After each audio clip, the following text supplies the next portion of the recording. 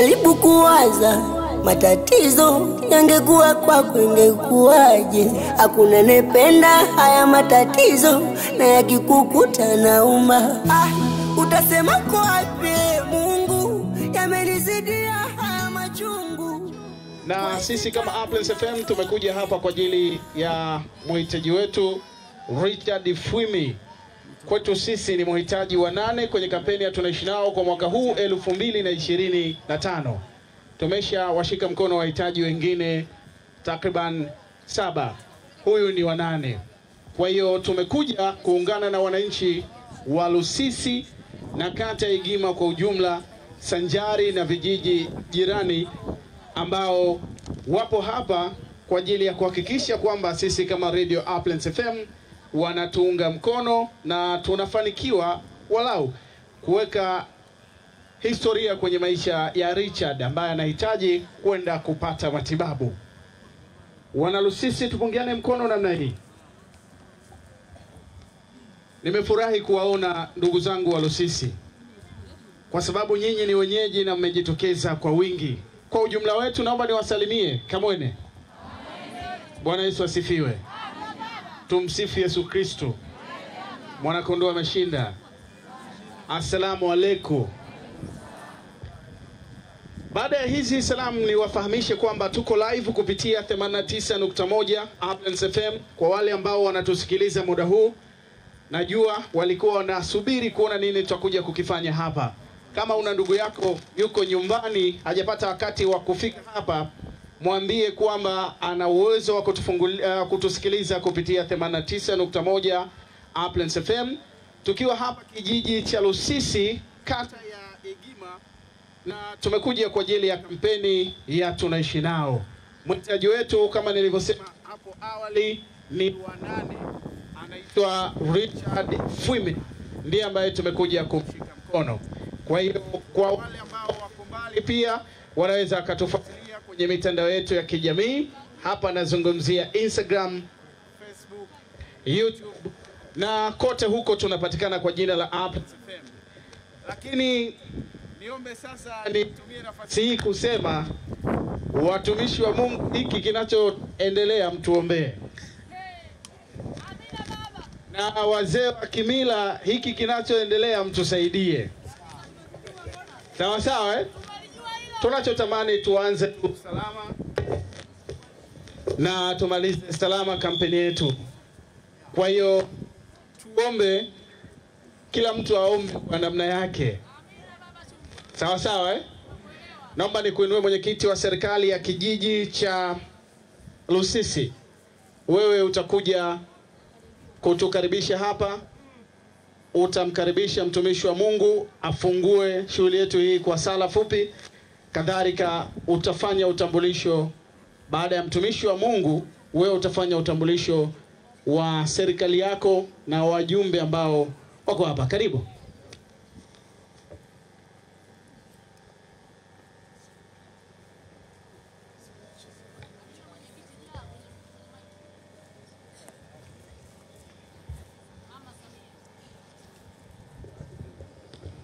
Bwana Yesu asifiwe. Jamhuri ya Muungano wa Tanzania. Basi nipende kutumia nafasi hii kuwakaribisha wageni wote ambao mmefika kwenye viwanja hivi kwa lengo letu moja, kumsaidia ndugu yetu Richard Fwimi. Karibuni sana. Na kabla sijafanya utambulisho, ni muinue mtumishi wa Mungu aliyeandaliwa kwa ajili ya kufungua tukio hili kwa maombi, ili kwamba Mungu aanze nasi na amalize nasi. Karibu mtumishi wa Mungu kwa ajili ya kufungua kwa sala na maombi.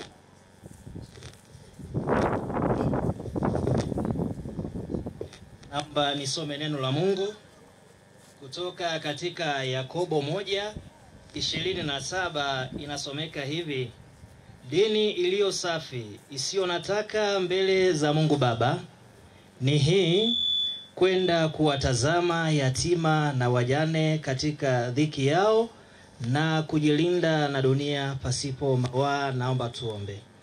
Mungu mtakatifu na Baba yetu wa mbinguni, tunasogea mbele zako muda na majira haya tukikushukuru kwa ajili ya ugeni ambao umekuja katika viwanja hivi kwa ajili ya kutimiza ile azma yako Mungu wetu ya kuwasaidia wahitaji walioko katikati yetu sisi. Asante kwa ajili ya kusanyiko hili. Ninakabidhi ratiba zote mikononi mwako Mungu wetu. Endelea kuwa pamoja nasi katika jina la Yesu Kristo. Tuomba uanze pamoja nasi, uendelee pamoja nasi na ukamalize pamoja nasi. Kwa Yesu Kristo tuomba utusikie. Amen. Hatua inayofuata itakuwa nafasi ya utambulisho. Nipende kutambulisha wajumbe wangu wote wa serikali ya kijiji. Mahali popote ulipo utasimama na kupunga mkono. Wajumbe wote wa serikali ya kijiji. Mama simama katikati ya bango. Mabalozi wote mliopo hapa. Asante. Wenye viti wa vitongoji wote. Wachangishaji wetu tunaishi nao, wanaochangisha kwenye hiki kijiji. Pia tunao watumishi wa Mungu wapo kwenye jukwaa kuu. Mtapunga mikono mahali mlipo. Nitambulishe pia wananchi wote wa kijiji cha Lusisi, mpunge mikono. Lakini pia tunao mabosi wetu wa chama. Mahali popote walipo viongozi wa chama mtasimama, mtapunga mikono. Na yupo mtendaji wetu wa kijiji yuko hapa.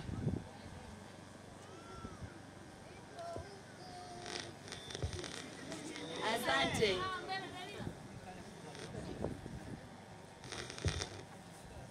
Asante kwa nafasi hii ya utambulisho, kwa maana wenyeji wetu au wageni wetu tunafikia hapo.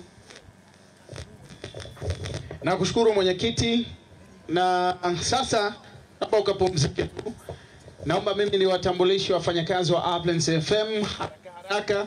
Leo mmepata nafasi ya kukaa stejini. Nitaomba sasa mtakuwa mnasogea hapo, au kuna ulazima wa kuwashusha? Aya, shukeni chini. Kani na wenzio wote na genge lako. Mimi nayezungumza majina yangu ni Elia Chungwa, meneja wa vipindi na maudhui FM, mwenyekiti wa kampeni tunaishi nao. Nasikika kwenye vipindi vya michezo Sports Power saa 4 mpaka saa 7 mchana, na Sports Line saa 2 mpaka saa 3 usiku kila siku. Kushoto kwangu hapa anaitwa Beata Yosam Iligi. Huyu ni mtangazaji wa Uplands FM. Kipindi cha asubuhi leo inaanza saa 12 mpaka saa 4 asubuhi. Anafanya kipindi cha Jahazi la Pwani. Hiki kinasikika kila siku za Jumapili saa 10 mpaka saa 1 usiku. Anatusomea habari ya kila siku saa 1 usiku Jumatatu mpaka Ijumaa. Wasalimie wana Lusisi kwa ishara tu, hata ukiwapungia mikono si mbaya.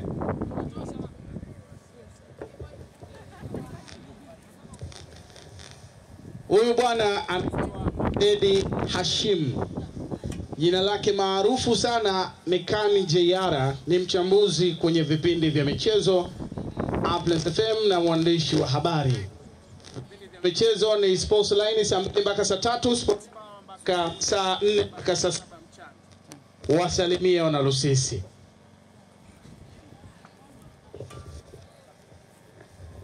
Mnayemwona mbele yenu anaitwa Ato Isaki, mwandishi wa habari za biashara na uchumi Uplands FM, lakini pia ni mtangazaji wa kipindi cha Sauti ya Watoto Jumamosi saa 3 mpaka saa 4 asubuhi. Wasalimia wana Lusisi. Kamwene. Mbele anaitwa Sam Kihombo, kichwa cha kazi au kichaka.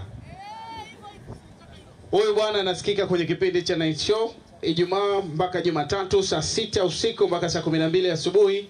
Mwandishi wa habari za biashara na uchumi Uplands FM. Wapungie mkono na Lusisi. Anaitwa Edina Nyaruga. Huyu anafanya vipindi vya burudani. Extra Favor ni saa 7 mpaka saa 10. Ni mwandishi wa habari na mtangazaji wa Uplands FM. Salimia wana Lusisi. Mbeleni mnayemuona anaitwa Nimrod Mgoe. Jina lake la kutafutia ugali ni Gito Bwax. Anasikika kwenye kipindi cha Ladha Kusini Jumamosi saa 4 mpaka saa 8. Jumapili ni Sunday Special saa 4 asubuhi mpaka saa 7. Kila siku Jumatatu mpaka Ijumaa ni Extra Favor saa 7 mpaka saa 10. Mbeleni mnayemuona hapendi sana kuitwa Joshua. Na sisi kwa sababu tunamjua kama DJ Jeda, na naomba nimtambulishe kwenu. Yeye ni DJ wetu, anaitwa DJ Jeda. Anahusika zaidi kwenye idara ya muziki na burudani Uplands FM. Mnasikia sana kazi yake kwenye kipindi cha Extra Favor kila siku saa 4 mpaka saa 7 mpaka saa 10. Na Weekend Pause pia yuko pale kila siku za Jumamosi saa 10 mpaka saa 1. Wasalimie pia wana Lusisi. Ulivyotaja Weekend Pause, mwenye kipindi chake amekuja mbio sana. Mbelenu mnayemwona anaitwa Vitalia Henry Mgeni. Yeye anasikika kwenye kipindi cha The Bench kila siku saa 10 mpaka saa 1 usiku. Na anasikika kwenye kipindi cha burudani cha Weekend Pause kila Jumamosi saa 10 mpaka saa 1 usiku.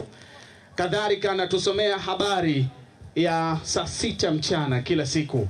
Wasalimie watu wa Lusisi. Naomba nimtambulishe kwenu Luka Mgaya. Huyu ni mwana Lusisi. Nikisema mwana Lusisi, yeye ni kama mimi. Wote ni wazaliwa wa kata Igima. Atokea kijiji cha Nyumbanitu. Uplands FM ni mkuu wa idara ya muziki na burudani. Ni DJ wetu na jina lake la kazi ni DJ Luka Show. Hapa anatusaidia kwenye kutuunganisha moja kwa moja kutokea Lusisi kwenda Uplands FM watusikie wa Tanzania. Anasimamia pia na digital ili kuyapata yote ambayo yanaendelea hapa kwenye mitandao yetu ya kijamii. Wasalimie wana Lusisi. Nimalizane na ndugu yangu Benedicto Akley. Yeye mkuu wa idara ya digital. Nikisema digital, wale ambao wana simu janja ama smartphone, najua mtakuwa mnatufuatilia huko. Na kama hamtufuatilii, anzeni kutufuatilia kwa maana ya Facebook Uplands FM, Instagram Uplands FM, X Twitter zamani Uplands FM, YouTube pia Uplands FM. Huyu ndio ambaye anahakikisha maudhui yote na hata hiki ambacho kinaendelea tayari kinaendelea kuwekwa kwenye mitandao yetu ya kijamii. Anaitwa Benedicto Akley. Wapo na Lusisi. Kamwene. Nitakuja kumleta baadaye mratibu wa kampeni ya Tunaishi Nao, Fikirini Ngailo. Na yeye atakuja kusema machache juu ya kampeni ya Tunaishi Nao. Kwa sasa naomba nimlete afisa mtendaji wa kijiji cha Lusisi, uje utupe taarifa ya michango ambayo imekusanywa na wananchi wa kijiji hiki cha Lusisi. Lakini pia wananchi wa Lusisi kata Igima kwa ujumla.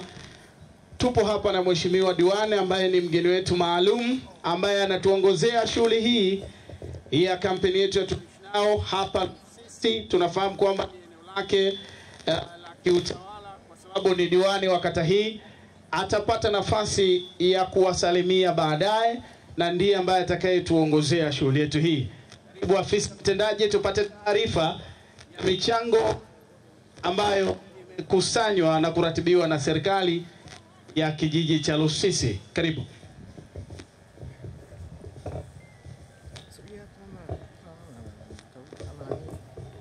Nyabaka mwene mnogage, poleni na safari kwa wageni ambao umetufikia mahali hapa. Nawakaribisheni sana, karibu sana. Naomba nitoe taarifa ya fedha ambayo imechangwa kwenye kijiji cha Lusisi.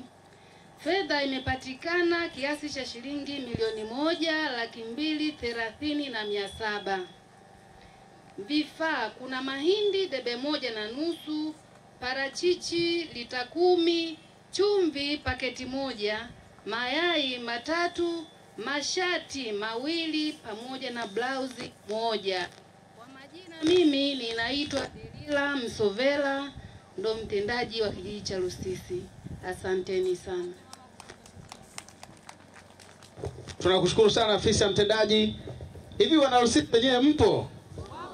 Hata kupiga makofi au umetoa hela umetoa mwenyewe kwenye ofisi yako?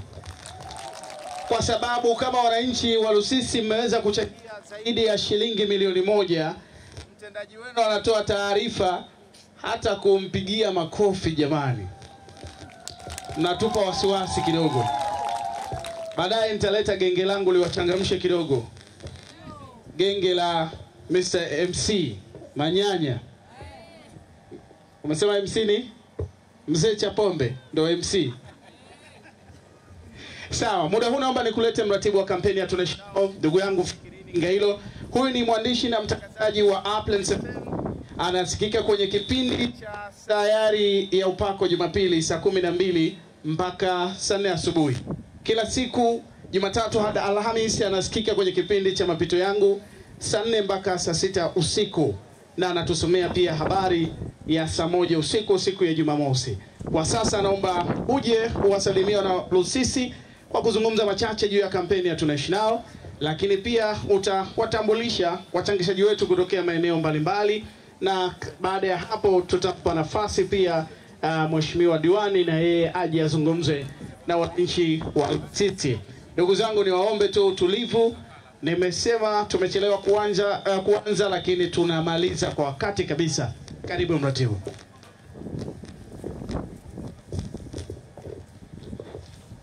Bwana Yesu asifiwe. Tumsifu Yesu Kristo.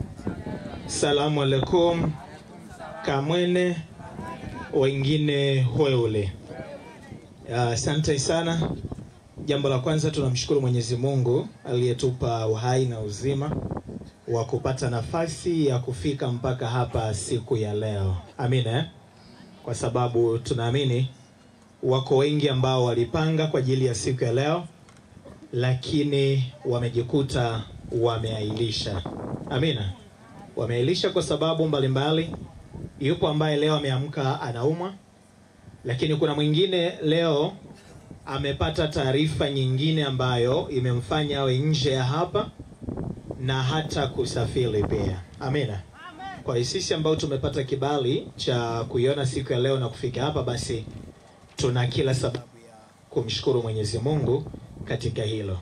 Lakini jambo la pili, naomba ni washukuru wananchi wa kijiji cha Lusisi mkiongozwa na serikali yenu, kwa maana ya viongozi wa kiserikali, mwenyekiti pamoja na mtendaji, wajumbe, vitongoji, bila kuwasahau mabalozi kwenye maeneo yetu. Mwenyezi Mungu abarikeni sana, kwa sababu na imani mmeweza kufanya kazi kubwa ya kuhakikisha kwa pamoja mnawaunganisha wananchi hao wote ili wapate nafasi ya kufika hapa tulipo leo siku hii. Lakini sambamba na hilo, nimshukuru pia mheshimiwa diwani Pauline Samata. Amekuwa bega kwa bega nasi, na leo pia tuko naye hapa. Jua la kwetu, mvua ya kwetu, na tutahakisha mpaka tunahitimisha kampeni ya Tunaishi Nao mahali hapa. Lakini niwashukuru pia wachangishaji kutoka maeneo mbalimbali ambao mnakusanya michango ya kampeni ya Tunaishi Nao kutoka kwenye maeneo yenu, kwa kujitolea kwenu na kujitoa kwenu na kuhakikisha mnafika mpaka hapa siku ya leo. Ni jambo jingine kubwa ambalo tunapaswa kumshukuru Mwenyezi Mungu. Mungu abarikini sana.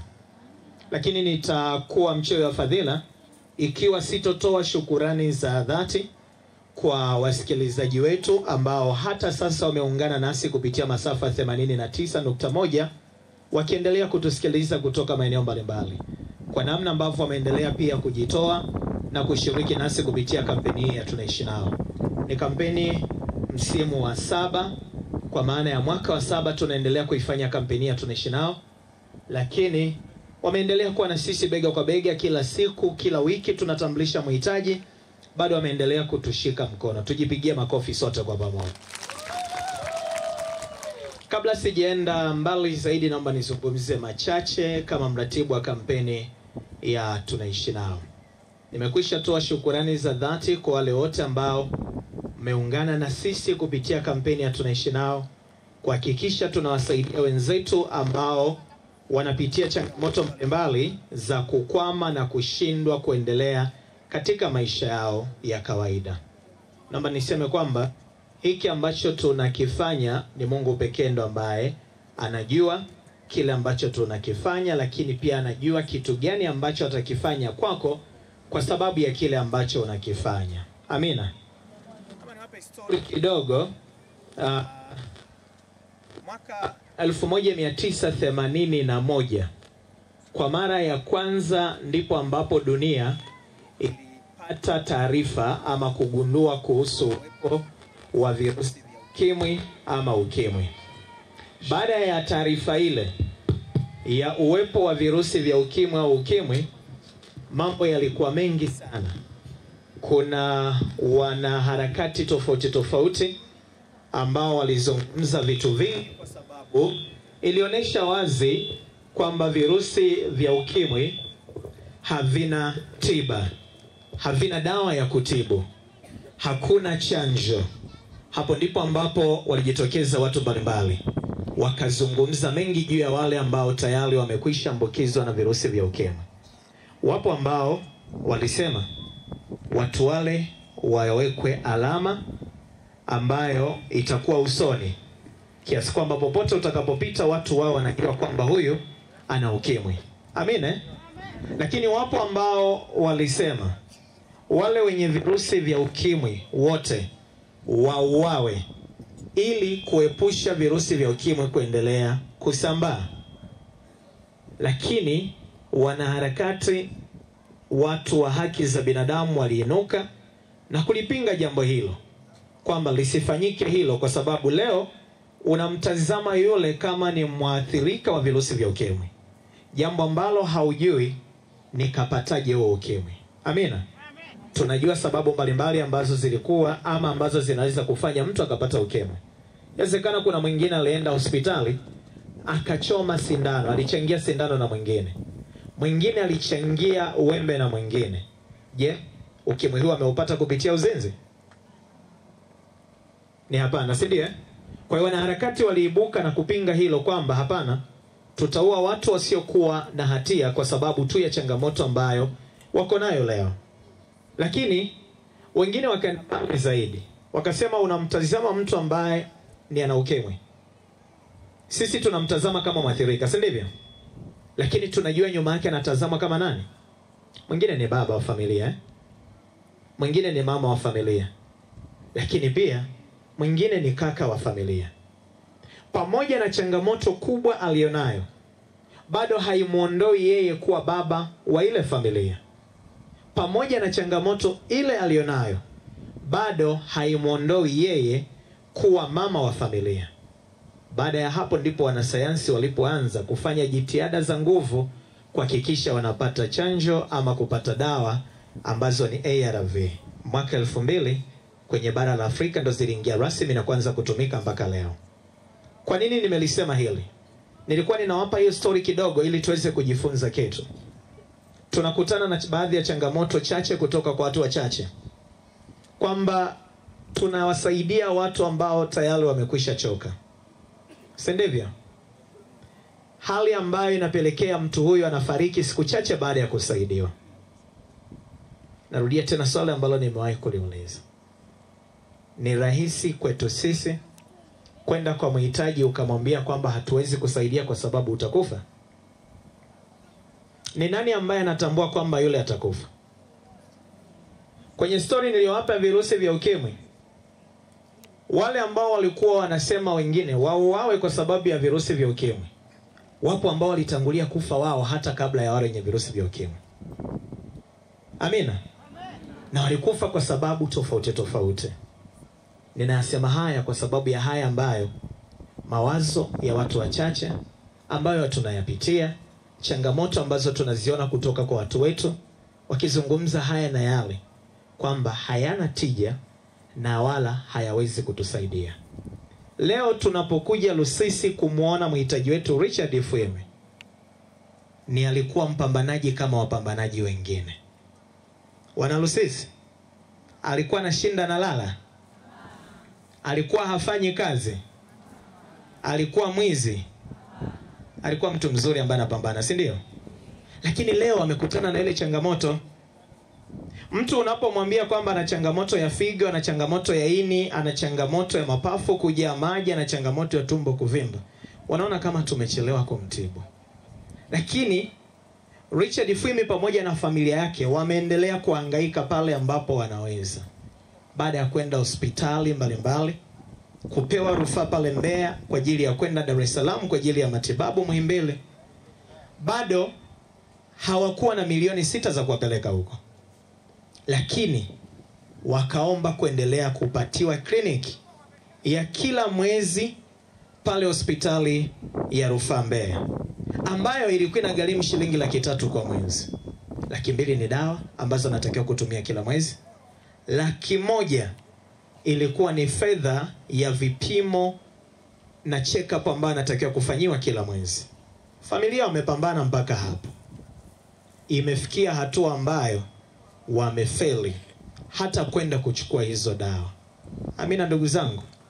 Kwa hiyo unagundua kwamba ni changamoto kubwa. Yaani pamoja na kwamba wao imefikia hatua ambayo wamefeli, haimaanishi kwamba hawakuwa na kitu.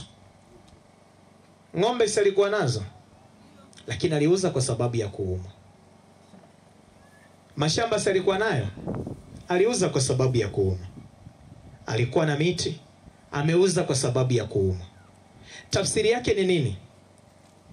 Kama leo sisi tungeweza kusema huyu mhitaji ni ameugua kupita kiasi, tunatakiwa tumwache kwa sababu atafariki hata kienda hospitali, familia ya kwake ingekuwa ya kwanza kusema baba, sisi tunaishia hapa kwa sababu tunakoendelea kwenda tutamaliza vyote tulivyo navyo na wewe hautopona. Si ndivyo ambavyo ingekuwa? Kwa nini wanaendelea kuhangaika naye? Ni kwa sababu bado tumaini lipo. Si ndivyo? Kwamba huyu mwenzetu ambaye tunahangaika naye na kumpeleka hospitali, ipo siku atapona na atakuwa salama kama sisi wengine. Ndo kile ambacho nimekisema mwanzo. Pamoja na kwamba Richard Ifwime anaumwa, haijambadilisha yeye kuwa baba wa ile familia. Haijambadilisha yeye kuwa kichwa cha ile familia. Kama tutamuuliza mkewe leo, atasema kuna muda kuna maamuzi hafanyi pasipo kumomba ushauri Richard. Uongo? Yaani pamoja na kwamba Richard ni anaumwa, yupo kitandani na kuna muda wanakosa matumaini, lakini bado mkewe kuna maamuzi akitaka kufanya atamfuata yeye kama baba na kichwa cha familia, kwamba baba, kuna kitu tulikuwa tunataka tufanye. Amina ndugu. Umeamua kushiriki kwa moyo wa dhati katika kampeni yetu ya Tunaishi Nao. Shiriki kwa ule moyo mkunjufu. Haya maneno mengine hayana tija, ni kujipalilia moto. Kwa sababu hata huyo anayeumwa leo hakuandika barua kuomba changamoto alionayo. Leo kama tutamfuata Richard Ifwime tukamuuliza, yani kama malaika akamshukia hivi mara moja huyo hapa, akamuuliza Richard, kitu gani ambacho unakitaka kwenye maisha yako? Atakacho kisema yeye ni uponyaji pekee. Amina. Hataomba gari nzuri, hataomba nyumba nzuri, hataomba fedha zijae kwenye akaunti zake, ila atakachokiomba ni uponyaji. Fikiri mtu ambaye anaumwa imefikia hatua hata kutoka nje inatakiwa iwe ni kudra za wanayeishi naye, kwamba sasa leo tujitahidi tukubebe tukutoe nje. Sio jambo ambalo ni rahisi, ni jambo ambalo ni gumu sana. Na ndugu zangu, kuna muda tunalalamika sana, maisha ni magumu. Tunasema maisha ni magumu kwa sababu hauna gari kama la fulani, si ndio? Kwa sababu nyumba yako haipo kama ya fulani. Yale ni mahitaji yetu binafsi. Amina. Yaani tunalalamika kwamba maisha yetu ni magumu kwa sababu ya mahitaji yetu binafsi, matakwa yetu ya vile ambavyo tunavitaka. Lakini hawa wenzetu wanaopitia hizi changamoto ndo ambao wanajua. Kwa hiyo kuna muda wakati tunalalamika kwamba maisha magumu, tunaweza kubadilisha. Ili mradi unaweza kutembea ukafanya kazi, tukabadilika na tukaanza kumshukuru Mungu kwa nafasi na upendeleo ambao umetupa, si ndivyo? Kwa sababu kuna wenzetu wengine hawawezi. Labda tuulizane hapa tuliopo, ni nani kati yetu ambayo leo lingemkuta tatizo, yani leo hii hapa linakukuta tatizo ambalo linahitaji milioni 6, unatakiwa kuinuka kwenda Muhimbili, utaianza safari kesho asubuhi? Wangapi tupo hapa? Wangapi? Punga mkono wako hivi namna hii kwamba mimi nikipata tatizo linalo nihitaji milioni 6, kesho asubuhi napanda basi ninaenda Muhimbili kwenye matibabu. Nyosha mkono wako. Hatupo, si ndio? Kwa hiyo changamoto hii ni ya kila mmoja, ikimkuta itafikia kwenye wakati mgumu. Kwa hiyo hata wale ambao wanaongea vibaya na wenyewe ndio hivyo hivyo, si ndio? Yaani na yeye changamoto hii ikimkuta bado atakaa ndani. Sasa je, atakuja kufurahia siku tukija tukimwambia hapana, tuwezi kukusaidia wewe, muda umeshaisha, yaani wewe utakufa, umechoka mno? Anaweza kufurahia? Ni jambo ambalo ni gumu, ndugu zangu. Kwa hiyo tunaomba tuendelee kushirikiana kupitia kampeni ya Tunaishi Nao. Tusichokijua tusikizungumze na wala tusikifanye, kwa sababu hakiwezi kutusaidia. Amina ndugu zangu. Sisi tujielekeze kwenye kufikiri namna ya kuweza kuwaokoa wenzetu. Kitu gani kitatokea baada ya hapo? Kudra za Mwenyezi Mungu ndizo ambazo zitasema. Amina. Amina ndugu zangu. Asanteni sana. Kesho asubuhi saa 2:30 tutatambulisha mhitaji mwingine kupitia kampeni ya Tunaishi Nao. Tunaomba tuchukue nafasi nyingine nzuri ya kuungana kuendelea kumsaidia huyo pia ambaye ana changamoto na anahitaji msaada. Amina ndugu zangu wanalusisi. Sina wasiwasi na ninyi wanalusisi, kwa sababu sadaka zenu na michango yenu tunaipokea. Licha ya kwamba mchangishaji wenu huwa anatuambia kuna changamoto ninapitia, pindi nikienda kuchangisha kuna wengine wanasema hivi, wengine wanasema hivi. Anasema hata ukiwa mrefu namna gani, hayupo ambaye anaweza kuichungulia kesho. Amina ndugu zangu. Yaani hata uwe mrefu namna gani, hayupo anayeweza kuichungulia kesho akaiona kesho ile pale. Kwa hiyo tuwe na akiba ya majibu kwa wale wachangishaji ambao tunakutana nao, si wanalusisi pekee, ni hata kwenye maeneo mengine ambako tunao wachangishaji. Tarudia tena usemi mmoja niliwahi kusema, siku zote kichaa anachekesha akiwa hatokei kwenye familia yako. Sawa Yaani kama atakuja hapa sasa hivi katikati ya mkutano huu unaoendelea, ataanza kucheza, kufanya vituko hapa, kuna watu ni wataacha kusikiliza mkutano, ni atacheka, atavunjika mbavu. Mwingine atachukua simu, ataanza kurekodi. Lakini kama ni baba yako, hauwezi kufanya hilo. Kama ni mama yako, hauwezi kufanya hilo. Kama ni kaka yako, hauwezi kufanya hilo pia. Amina ndugu zangu. Tuyatafakari hayo niliyoyasema, yakatusaidie katika kuendelea kusaidiana kupitia kampeni ya Tunaishi Nao. Na muunganiko ambao tunaweza tukaufanya kama ambavyo tumefanya leo, tunayo nafasi ya kuendelea kusaidiana katika maeneo yetu hapa hapa Lusisi. Kwa nguvu hii kubwa ambayo mmeifanya, ndani ya wiki moja mmechangisha 1,100,000 si ndio? Kuna uwezekano mkubwa kama mngeamua kuungana hivi kwa mhitaji mwingine, si ndio? Yaani mkiungana hivi kwa mhitaji mwingine, 1,100,000 hii hapa tangulia hospitali, tunaendelea kuchanga tena, wiki ijayo tutatuma nyingine. Inawezekana ama haiwezekani? Inawezekana ama haiwezekani? Inawezekana ikiwa wanakuja Upland, au inawezekana hata kwetu sisi wenyewe. Siwasikii. Wanalusisi mmeshaenda Vinyunguni? Inawezekana wakiwa wanakuja Upland Farm, au inawezekana tukiwa hata sisi wenyewe. Kwa maana hiyo, Kwa tafsiri hiyo ni kwamba kampeni ya Tunaishi Nao, kama kutakuwa na mahitaji mwingine Lusisi, mnaweza kumudu kuifanya, si ndivyo? Kuna mtu amesema we taabu. Kuna mtu amesema hata. Inawezekana ama haiwezekani? Asante sana. Kama inawezekana, Mungu abarikini sana na tuendelee kufanya hivyo. Naomba nichukue nafasi nzuri ya kuwatambua na kuwatambulisha wadau mbalimbali ambao tumeongozana nao siku ya leo, wachangishaji kutoka kwenye maeneo mbalimbali. Sasa wale wachangishaji mko wapi? Naomba tusimame kwanza, tupunge mikono watu waweze kutuona kabla sijaanza kumtaja mmoja baada ya mwingine. DJ ukipiga wimbo asogea hapa mbele itakuwa sio mbaya. Njooni wote hapa mbele. DJ amesafiri.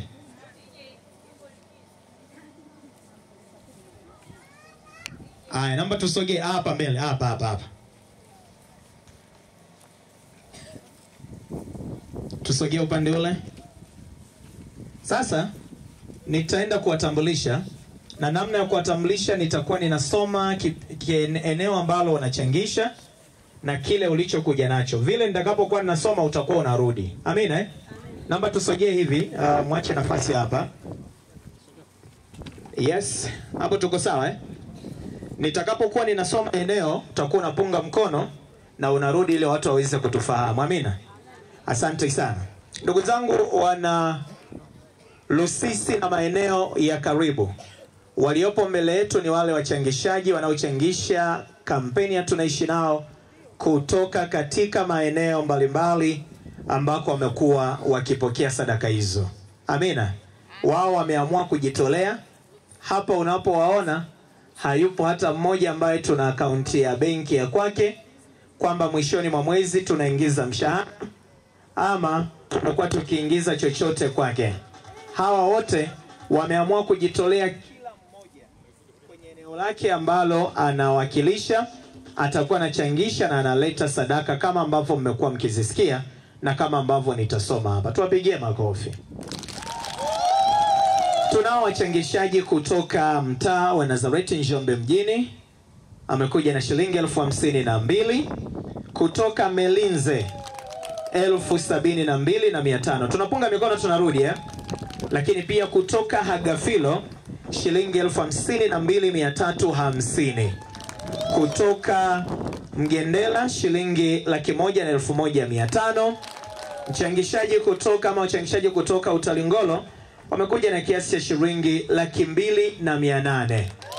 Tunao wachangishaji kutoka Ihalula wamekuja na shilingi 60,700. Wachangishaji kutoka Nole shilingi 49,000. Ndo huyo mwakilishi. Kutoka Luponde 184,700. Lakini pia kutoka Ramadhani wametoka Sale na Luponde 184,700. Mtatuambia vizuri mlikaa wapi mkajadiliana mlete 184,700 Lakini kutoka Magoda 117,000. Wakilishi tunapunga mikono tunapita Lakini pia kutoka Mgodechi 193,500. Kutoka Iwafi Lupembe wameleta shilingi 170,000. 17,500 niwe radhi. Kutoka Ihangana ni ingizo jipya 121,000.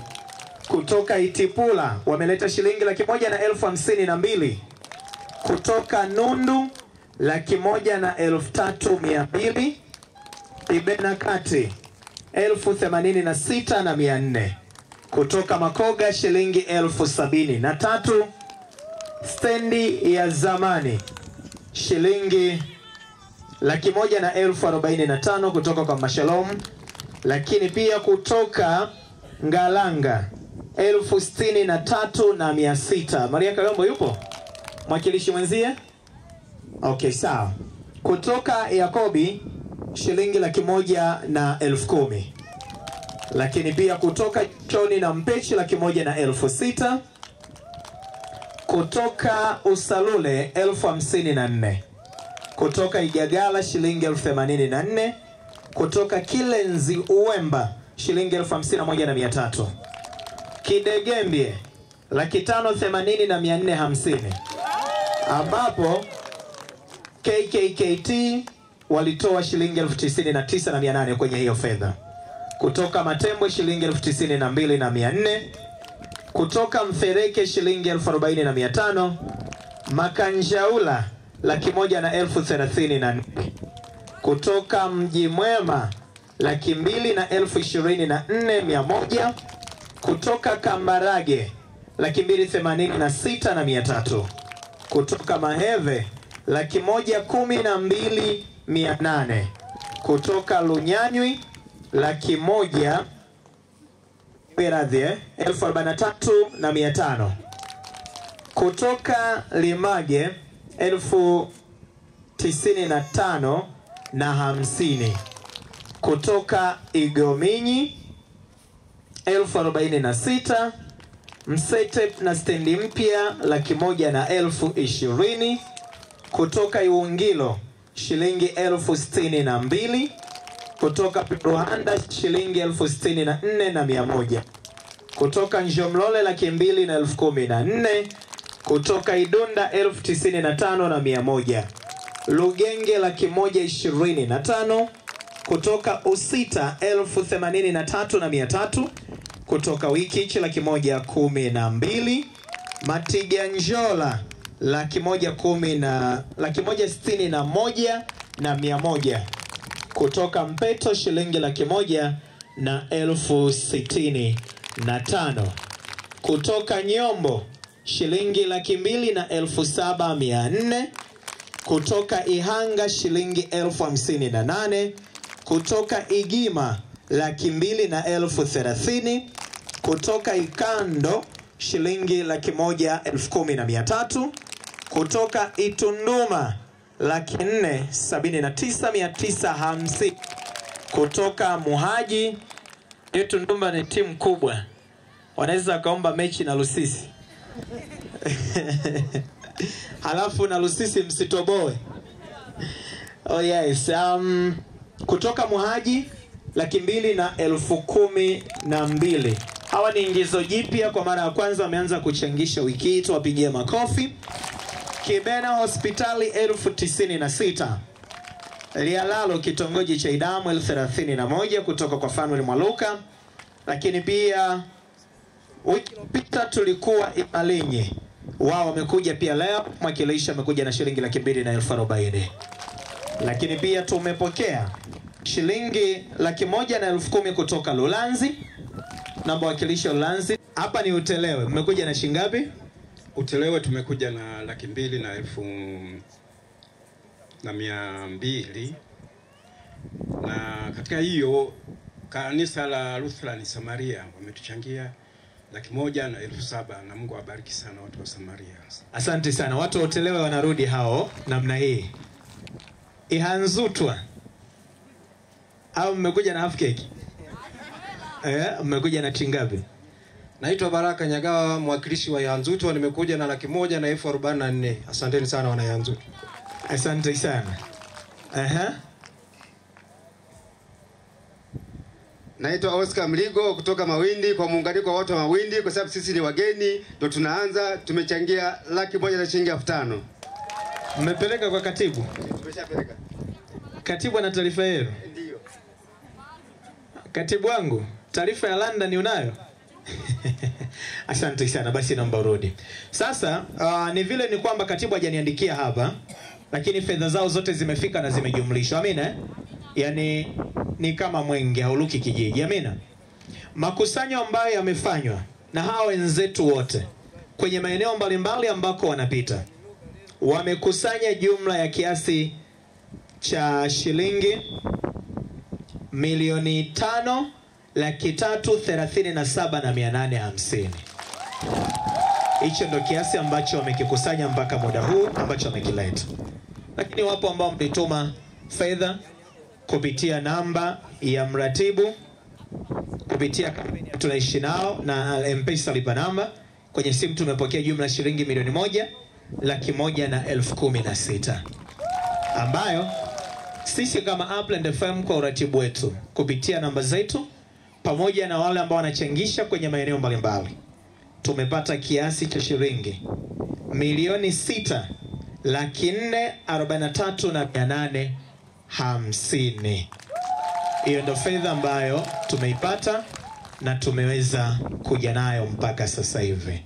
Mungu abarikeni sana kwa ushirikiano wenu. Asanteni kwa kunisikiliza.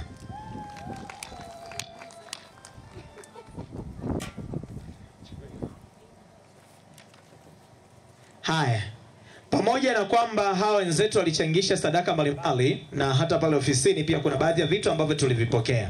Sasa ndugu zangu, tusipovisema hapa kuna mtu anaweza akasema lile embe moja yawezekana yule aliyekuwa anachangisha basi aliamua kula mwenyewe.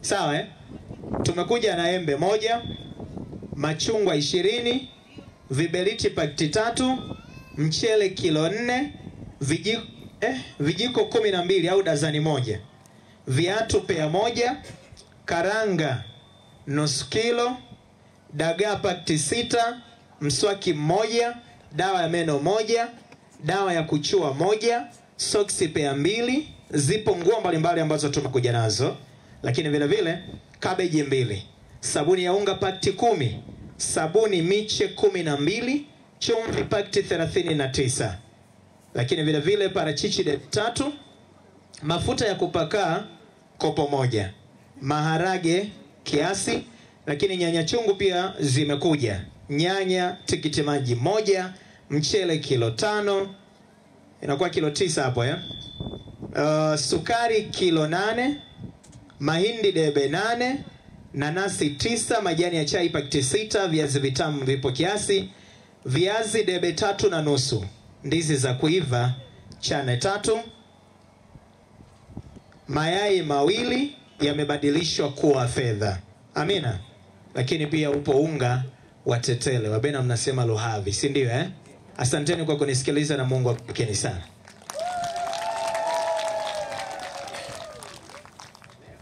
Sawa, mimi na kushukuru sana mratibu. Pole na changamoto za kiufundi. Nadhani benchi la ufundi litacheza vizuri kuanzia sasa. Lakini mawindi, wako wapi wana mawindi ambao wako hapa Lusisi leo? Mawindi huwa wanadonoa tu kwenye kampeni nyingine. Na hata hii leo amesema 1,500,000, si ndio? Wameongeza, imefika 120,000. Lakini cha kuwapongeza zaidi mawindi, hiyo 120,000 imepatikana kwa wana mawindi ambao mnawaona hapa. Yaani wao hawajatoka na fedha wakiwa wamechangisha nyumbani. Kwa hiyo Mheshimiwa Diwani, kwa sababu unatoka mawindi, jivunie familia ulionayo. Wanakuunga mkono na wametuunga mkono sisi kwa kiasi kikubwa kama Radio Uplands. Sasa wana mawindi, tuwape na kitabu chenu. Na nyinyi mwanze kutamba pale. Wiki hii wameanza kutamba watu wa Muhaji. Kwa hiyo Bwana Mligo, tukimaliza hapa tuzungumze namna gani pia na nyinyi mnaweza mkawa na kitabu chenu mkaendelea hapa ambapo tunaendelea kwenye kampeni ya Tunaishi Nao. Ndugu zangu wana Lusisi, tunawashukuru kwa hapa tulipofikia na michango yetu, lakini pia tuwashukuru wa Tanzania wasikilizaji wote ambao wamechangia fedha zao mpaka tunafanikiwa kupata hiki kiasi ambacho kwa awali tumekwisha kukipata. Kwa sababu ya hali ya hewa na muda mchache ambao tunatakiwa kuutumia hapa kwa muda huu, niombe tuwe watulivu kidogo. Mimi nimlete kwenu mgeni wetu maalum, Mheshimiwa Diwani wa kata ya Igima, Pauline Samata Mwinami, ambaye yuko hapa na ndiye ambaye atatuongozea kapu la nyumbani. Kwa yeyote ambaye ana sadaka yake, tutaweka chombo hapa ili tutoe sadaka. Mheshimiwa Diwani, uje uzungumze na umati huu ambao unaoona hapa Lusisi, lakini uje uzungumze na wasikilizaji wetu wa Uplands FM ambao muda huu wanatusikiliza kupitia 89.1 na wale ambao wataendelea kutufuatilia kwenye mitandao yetu ya kijamii. Wana Lusisi, tunaishi nao. Tunaishi nao. Karibu sana Mheshimiwa Diwani.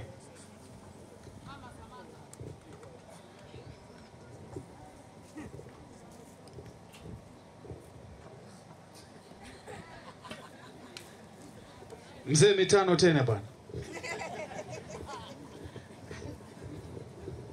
Asante Radio Update FM. Mungu awabariki sana kwa kutuona wanaigima kijiji cha Rusisi kwa ajili ya kutusaidia huyu mwenzetu Richard Fwimi aweze kwenda kutibiwa. Mimi naitwa Paulina Samata, ndo diwani wa kata ya Igima, lakini niseme nimefurahishwa sana na redio hii kuona kuna umuhimu hata wakuja kwenye kata yangu kwenye kijiji cha Rusisi kuja kumsupport huyu mwenzetu ambaye anatakiwa kwenda kutibiwa. Mungu awabariki sana. Lakini mimi huwa napenda kwenda moja kwa moja, sipendi kulemba mwandiko.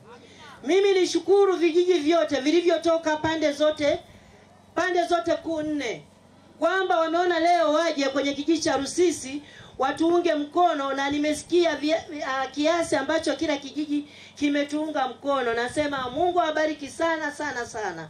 Yaani Mungu sijui niseme Mungu awabariki sana, wainue. Lakini niseme nishukuru hata wana Rusisi wenyewe, nimesema ndani ya wiki moja mmeshachangia milioni 1.1, si haba. Ni kwamba imeonyesha tumeshapokea, tumekuwa na mwitikio mkubwa kwenye wenzetu wenye uhitaji kama mwenzetu Richard. Mungu awabariki sana. Lakini nimesikia mawindi yani hapa tu.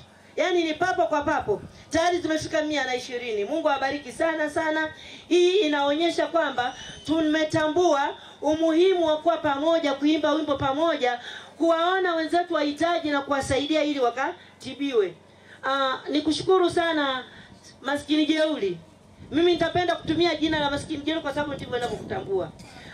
Umesema vizuri sana, umefafanua tutambue kwamba ilipokuwa inaingia ugonjwa wa HIV, watu walisema wengine wawekwe mihuri, wengine wakasema wauawe, lakini wapo wenye mapenzi mema, wapo ambao waliongozwa na Mungu kwamba nao hawa ni binadamu, kupatwa na hili janga sika na kwamba ndo uhai umeisha.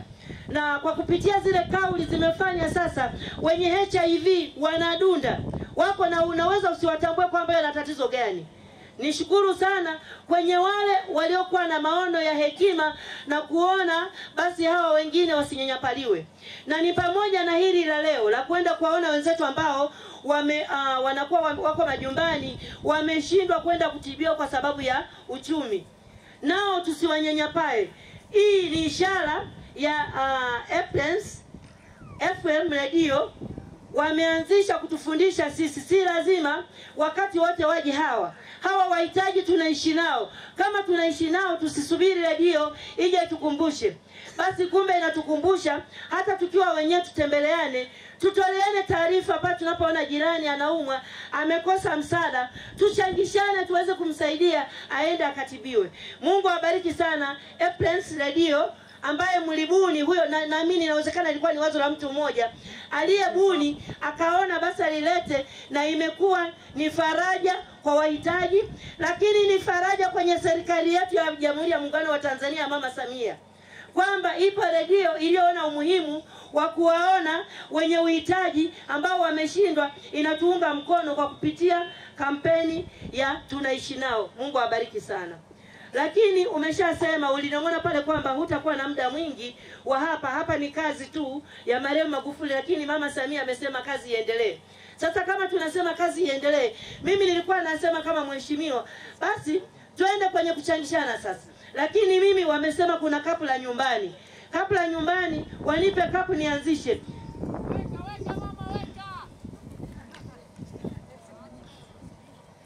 Kapu la nyumbani naanzisha na shilingi 5,000.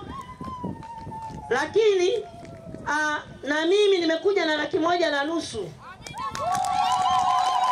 Nimekuja na 1,500,000 kuonyesha ishara kwamba tuko pamoja, ya kwamba na mimi nimefurahi mwananchi wangu nguvu kazi anaumwa, anatakiwa akatibiwe. Tupo pamoja sana. Lakini niombe basi kabla nyumbani basi tuinuke tuweke hapa. Kabla nyumbani sasa sijajua ila 1,500,000 naenda kula, afu kabla nyumbani naenda ndio sijajua.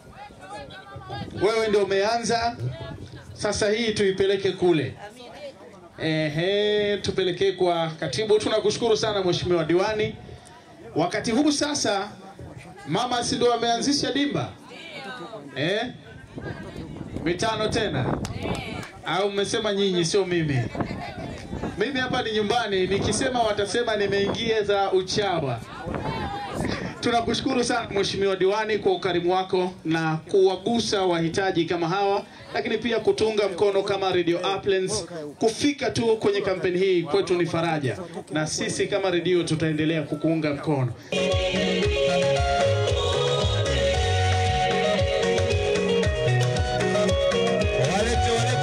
Walete tuje wote. Kabla nyumbani linatuhusu sisi sote. Alafu change tunarudisha. Umeisha wiki wewe. Twende. Awe. Mama tukipa hivi. Hey. Akina nani?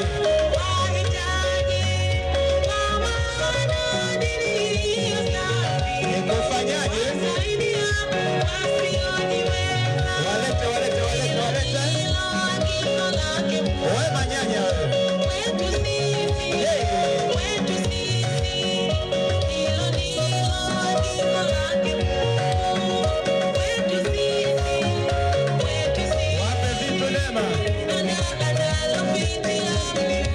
Inaweza kuwaje?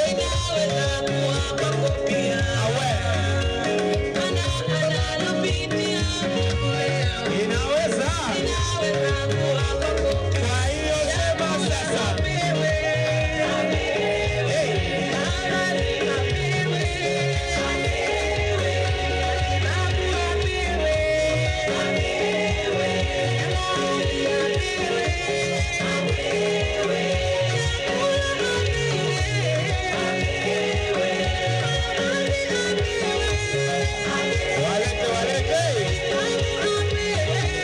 Change tunarudisha.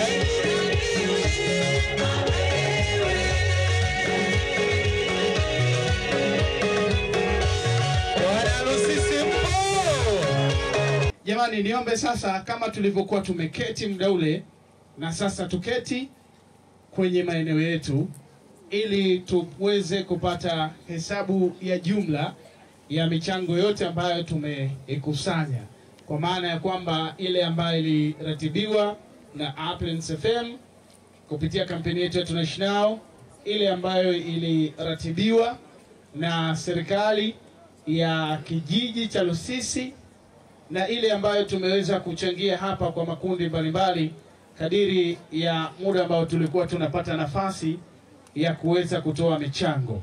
Lakini ni washukuru sana ndugu zangu wa Lusisi, mmekuwa wavumilivu sana, si ndio? Na bila shaka elimu mmeipokea. Nilikuwa nateta jambo na mchungaji hapa, nikaa namwambia, yani Lusisi ukiwaangalia ni wapo kama hawapo, lakini nilichogundua uwingi wenu huu ndio mnajifunza. Zile 120,000, 130,000 ambazo huwa anakuja nazo Michael hongera kwenye kampeni ya Tunaishi Nao, kwa sasa zitaongezeka, si ndio? Kwa hiyo niwaombe ndugu zangu wana Lusisi, kama tulipofanya leo kwenu, na nyinyi muendelee kutunga mkono zaidi kwa watu wengine. Tuna wahitaji wengi tu ambao tunakwenda kuwasaidia kupitia kampeni hii na hadi tunavyohitimisha.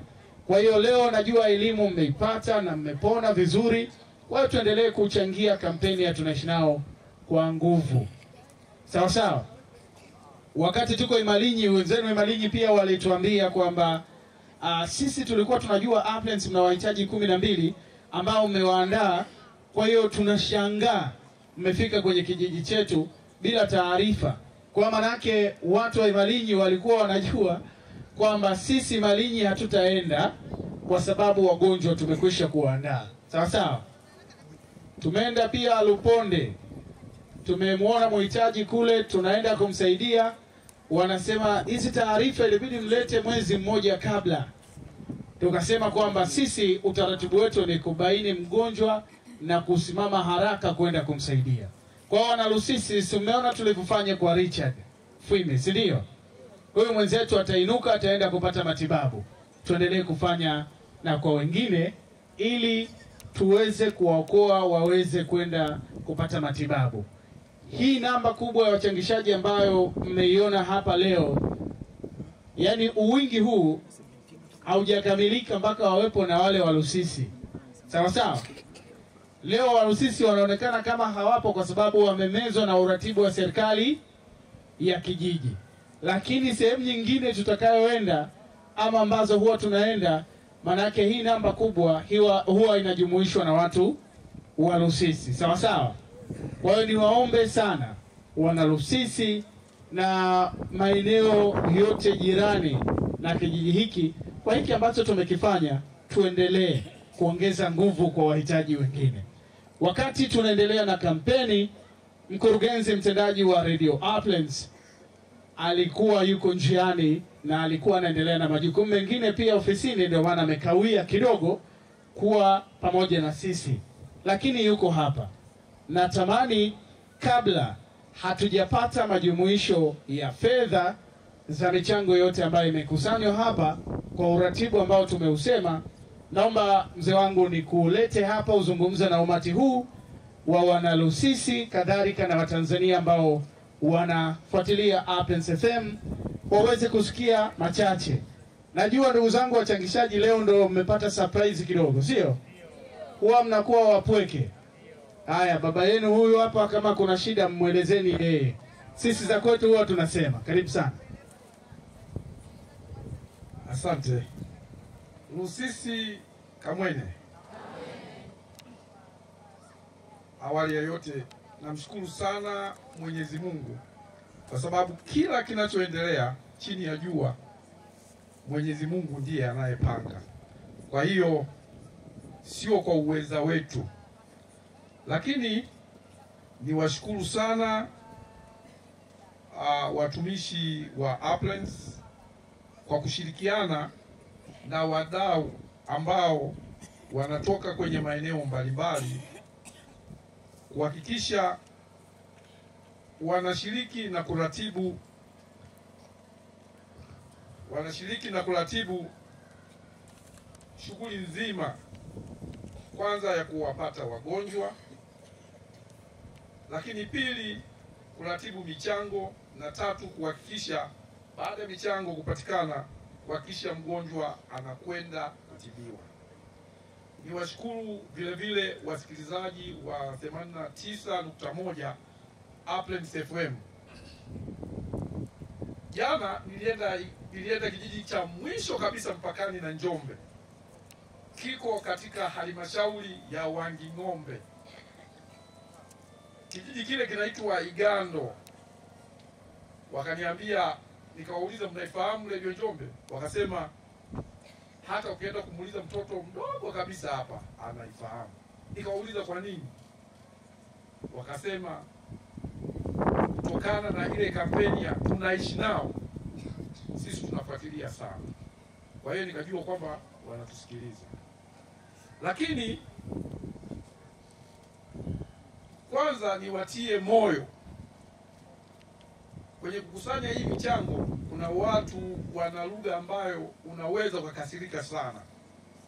Sasa mimi nataka niwaambie hivi, msikasirike. Mtu akikwambia hachangii, mwambie Bwana Mungu akubariki. Wala usigombane naye, kwa sababu Mungu ametufunulia sisi kujua yale mambo mema. Hii ni bahati. Kuna watu wengine hawajafunuliwa. Kwa hiyo usikasirike. Hilo la kwanza. La pili, siku zote nawaambia, kwa mfano mimi najisemea mimi, lakini sipo hapo kwa ajili ya kujisemea mimi. Mimi ni tajiri. Sio tajiri wa pesa. Mimi ni tajiri wa roho. Nitamshukuru Mheshimiwa Diwani. Sio kwamba wakati nazungumza nilikuwa sijui. Mheshimiwa Diwani wa kata ya Igima, namshukuru sana kwanza kwa kuwepo hapa, lakini kwa kuhamasisha umati huu kuja kumchangia mgonjwa. Sio kwamba huyu mgonjwa watu walikuwa hawamfahamu, ni kwa sababu tumekuwa na roho ya kimaskini na huwa tunaogopa sana. Sasa matajiri hawaogopi. Hapa si tunao Wakristo. Wakristo wanyoshe mikono juu.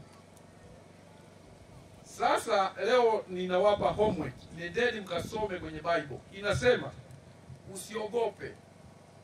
neno usiogope kwenye Biblia limeandikwa mara 365. Ndio siku zetu za maisha. Kwa hiyo usiogope, wewe ni tajiri. Anayeogopa sio tajiri. Kwa hiyo kama wewe una shilingi 20,000 unaogopa kumpa mwenzako shilingi 1,000, unaogopa kumchangia mgonjwa shilingi 5,000, wewe ni maskini na unaogopa. Kwa hiyo kuanzia sasa Mungu ametufanya sisi kuwa matajiri. Lakini katika maisha, hebu tujifunze kufanya vitu vinavyoonekana. Mheshimiwa Diwani, kuna shule pale ile Igima Sekondari. Sasa mimi namshukuru Mungu kwa sababu ukichukua halmashauri ya Wanging'ombe, sijui utanitajia shule gani ambayo mimi sijui. Hiyo Igima kutoka tofali la kwanza mimi ndio nimesimamia kujenga. Na mimi naamini katika moyo wa kuwasaidia watu wengine. Pale Philip Mangula, kuna wakati tulikuwa tunaitisha watu waje hata na pombe zao pale tuweze kujenga Philip Mangula. Leo hii mimi nikimuona mtoto aliyosoma Philip Mangula, aliyosoma Igima, aliyosoma Ruduga, shule zote unaziona ziko kwenye kata, ziko kwenye halmashauri ya Wanging'ombe na wilaya ya Wanging'ombe. Kama kuna shule ya sekondari imejengwa, labda iwe imejengwa miaka hii ya 2020 kuja huko mbele, ndio sifahamu. Lakini nilikuwa najua bati, tofali, idadi ya kila mahitaji kwenye shule hiyo mimi nilikuwa najua. Na kilichokuwa kinanifurahisha mimi ni kufanya kazi ya watu wengine, sio kwa ajili yangu mimi, kwa ajili ya watu wengine. Na ndio kwa maana kwenye Biblia inasema miaka 1000 ni sawa na siku moja kwa Mungu, na siku moja kwa Mungu ni sawa na miaka 1000. Mnajua maana yake nini? Unaweza kukaa hapa miaka mingi sana hapa duniani, lakini hujatekeleza kitu chochote. Lakini kuna mtu akakaa, kwa Wakristo mnajua Yesu alikaa miaka 32, lakini ni kama ameishi miaka yote tunaishi sisi, kwa sababu neno lake tunaendelea kulitumia. Mnajua hicho kitu? Kwa hiyo kila siku anza kuwafikiria watu wengine. Ukiwafikiria watu wengine, wewe utakuwa ni mtu bora zaidi ya watu wengine. Kwa nini nasema hivi?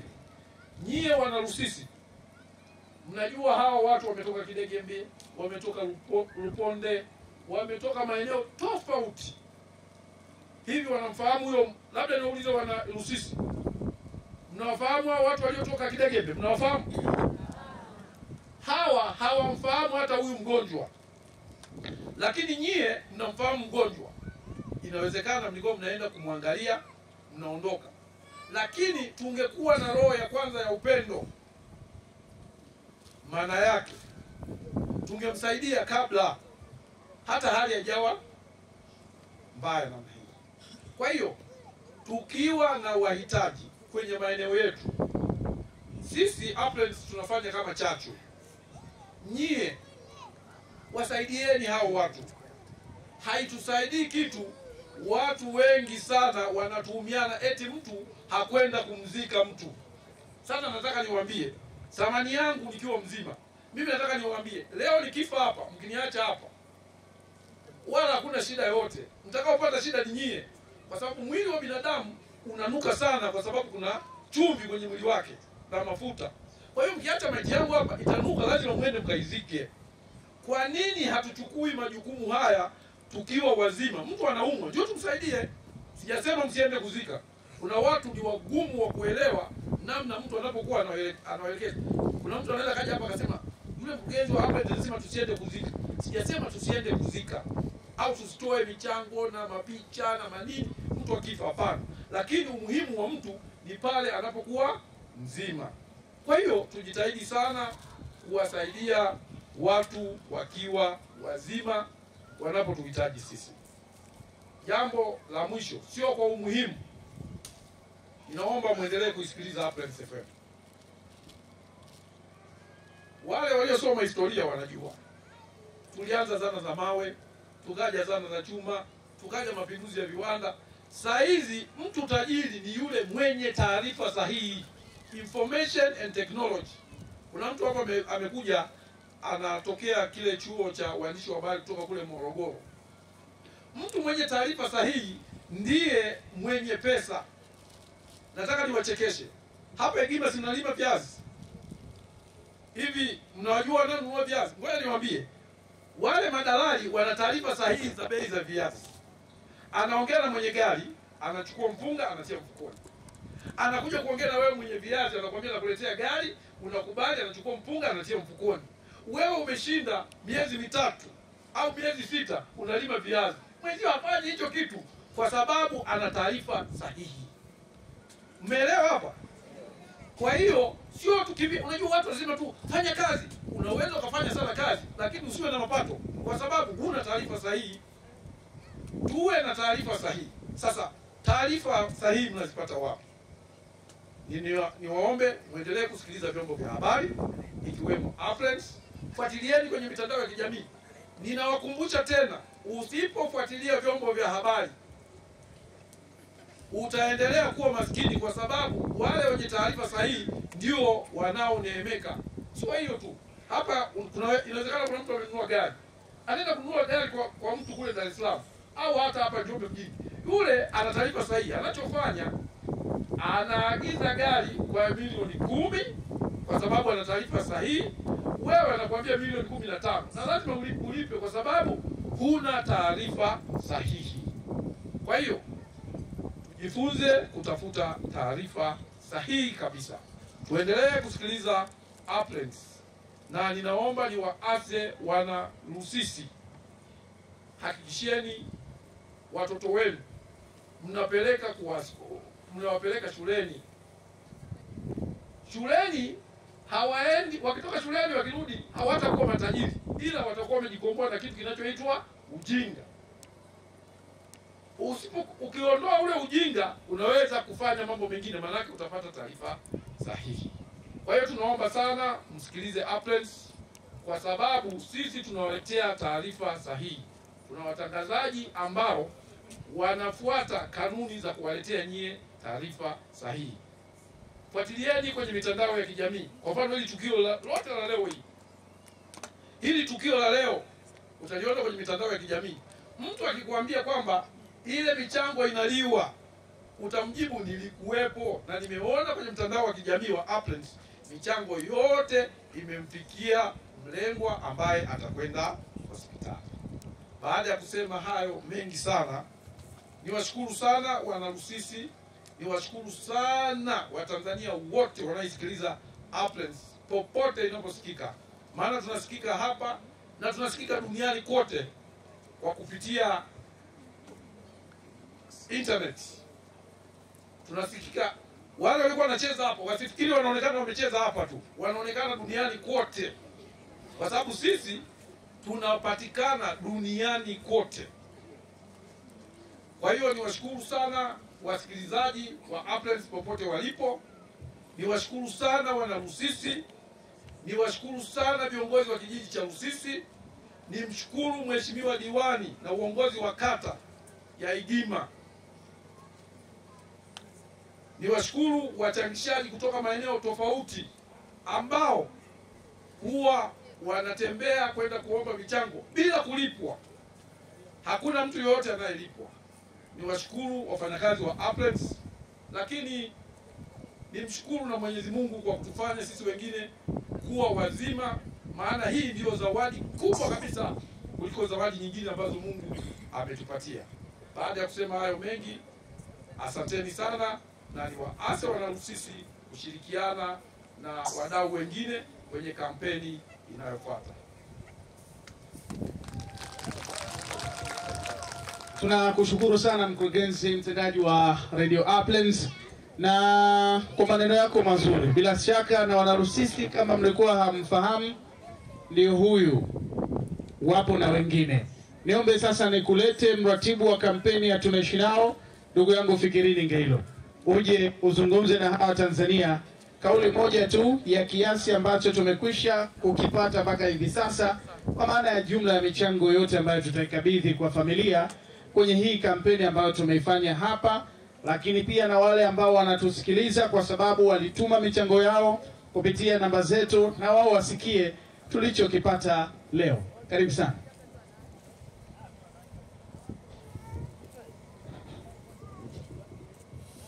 Jamani, weuli, poleni na hongereni sana.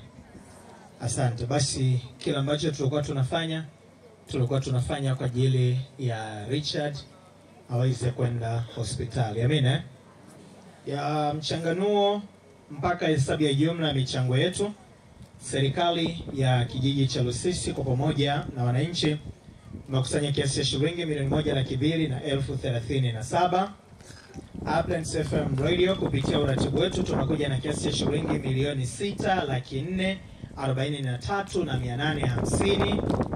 Lakini pia tulipokea shilingi 54,500 kutoka familia ya Fwimi Anton na Zebedayo Fwimi kutoka pale ya Nzutwa, walileta hapa. Mheshimiwa Diwani Samata Pauline ametoa shilingi 150,000.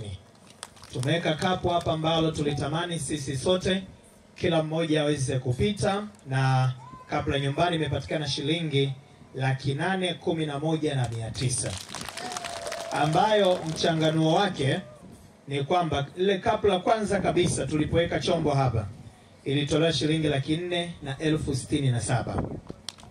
Nikawaleta wanawake wametoa shilingi 49,400. Wanaume wametoa shilingi 91,650. Naomba tusimtafute aliyetoa 50, ni sadaka yake. Amina. Lakini pia nikasema, wana Lusisi, mmeipokeaje kampeni ya tunaishi nao? Mapokeo yenu ni shilingi 42,600. Lakini wamekuja mashabiki wa timu mbalimbali hapa. Simba wametoa shilingi 62,750. Yanga 48,800. Mashabiki wa Yesu wametoa shilingi 49,500. Lakini tumepokea pia kutoka kwaya ya Palapanda Amani shilingi 17,000. Fedha hizi zote majumuisho yake yanatufanya mpaka sasa tunafunga hesabu ya shilingi 8,751,750. Naomba nirudie tena,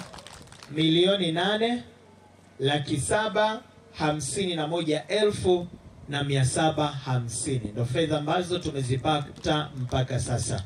Mungu abarikini sana kwa kila mmoja namna ambavyo amejitoa na kutoa kwa ajili ya Richard Fwimi. Kesho asubuhi saa 2:30 tutatangaza mhitaji anayefuata kupitia kampeni ya tunaishi nao. Ni nani? Yuko wapi?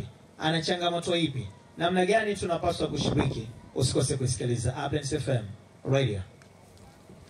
Shukrani sana mratibu, lakini pia tunashukuru kwa wale wote ambao tuko hapa kwa kuifikisha hiyo 8,700,000. Zaidi tunawashukuru na wenzetu ambao walituma fedha zao kupitia namba zetu na hawajafika. Bila shaka huko mlipo mtakuwa mmetusikia vizuri kupitia Uplands FM ya kiasi ambacho tumekipata. Sasa niombe wananchi wawili wa Lusisi waje wazungumze hapa kwa niaba ya wananchi wenzao kwa kile ambacho tumekifanya hapa. Ndugu yangu Wile Kambo, popote pale ulipo, karibu, na mama yangu. Tunatamani wote wananchi wa Lusisi mzungumze. Ila kwa hiki ambacho tumekifanya, acha tu hawa wawili watuwakilishe. Karibuni sana. Bwana Yesu asifiwe. Bwana Yesu asifiwe sana. Awali ya yote nipende kushukuru Mwenyezi Mungu aliyeturuzuku uhai. Tumekuwa wazima tangu kampeni hizi zinatambulishwa hapa Lusisi kwamba tutamchangia mwenzetu Richard, mwananchi mwenzetu. Pili, nipende kushukuru chombo chetu cha habari kinachoweza kuelimisha jamii, kinachoweza kuelimisha sisi sote tuone tuna wajibu wa kumtumikia Mungu, hata pia kuangalia wenzetu. Chombo hiki Uplands Radio FM. Chombo hiki Mungu akibariki, pamoja mkurugenzi na wafanyakazi wote wa Uplands. Mungu awabariki sana. Lakini pia tunajivunia kwa kata yetu ya Igima kumpata mtoto wetu Chungwa. Kwa wasiomfahamu, mzazi wake ni yule aliyekuwa mhasibu wa usharika wa Muhazi. Kama mnakumbuka mzee Chungwa au mwinjilisti Chungwa, hii ni familia yake. Lakini pili, nipende kuwashukuru watu wote waliotoka maeneo mbalimbali kwa ajili ya kuungana na sisi Wasisi. Wakati fulani unaweza kufikiria ukajamaza, ukaona sisi ni akina nani? Watu wote tusiowajua kutoka maeneo mbalimbali pande kuu nne. Bila shaka tunauona uwezo wa Mungu na mkono wake ukitenda. Basi nisiwe na maneno mengi zaidi ya kushukuru watu wote, na pia nipende kushukuru serikali yetu, Mheshimiwa Diwani, wenye viti wa vijiji mbalimbali, wenye viti wa vitongoji na wajumbe, kwa kutuunganisha sisi sote ili tuimbe wimbo mmoja wa kumsaidia ndugu yetu Richard Fwimi. Bila shaka sisi wenyewe tumeona, na inawezekana wakati fulani fulani wachangishaji wetu wanapita. Bila shaka tulikuwa na mambo mengi, maneno mengi, lakini kwa leo yupo mwenye maswali? Nauliza, yupo mwenye maswali? Mimi ninasema mchangishaji hata iwe saa 8 usiku aniamshe, nitaamka na nitachangia.